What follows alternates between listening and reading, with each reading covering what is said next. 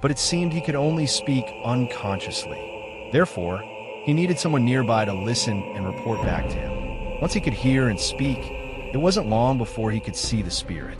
Sure enough, just over a week later, Jake was able to clearly see the form of the spirit. It was still a grayish-white shadow, but he could distinguish its limbs and face. The spirit rarely moved, mostly sitting or huddling in a corner with its back turned. The child's temperament wasn't very harmonious. It often demanded things, like to sleep, and was irritable. Regarding the trip to the temple, Jake quietly contacted his family, mainly his grandmother, to choose a good day for the visit. Since the spirit was a child, its temperament was unpredictable. If it found out it was being forced to go to the temple, it would never agree to follow, and it could cause Jake a lot of trouble later on. Throughout the journey to the temple, Jake was in a dazed state, not recognizing anyone around him, his mind sluggish. Then suddenly, he woke up, feeling lightheaded, as if his limbs finally had strength again, and his chest felt lighter.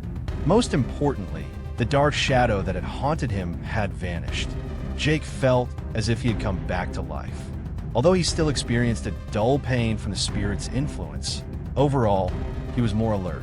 At that moment, he was sitting in the main hall of Ham Long Temple, where the abbot had just performed a ceremony to trap the spirit and was reciting prayers in front of him. After hearing the last few chimes of the bell, Jake felt his spirit return fully.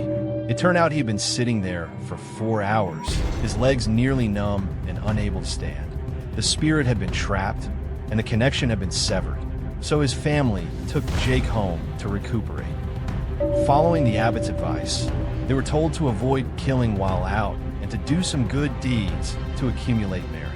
Since then, Jake has not been disturbed anymore, but he still had to visit the hospital for treatment of the neurological effects, which has now been 3 years. Spiritual affinity is no joke. If you want to know whether a spirit is following you, it's essential to understand the root of the issue. Moreover, many people today make money from the spiritual profession. If you blindly follow your feelings, you may end up wasting money, and you could inadvertently harm your own fate. Remember that the realms of the living and the dead are very close. One step out the door, and you might encounter the dead, and if you're truly caught off guard, you may be dragged along with them without knowing it. It's best to live calmly, and believing in spirits or deities is not as important as believing in yourself. People come in all kinds. Not everyone is haunted by spirits. Strive to live positively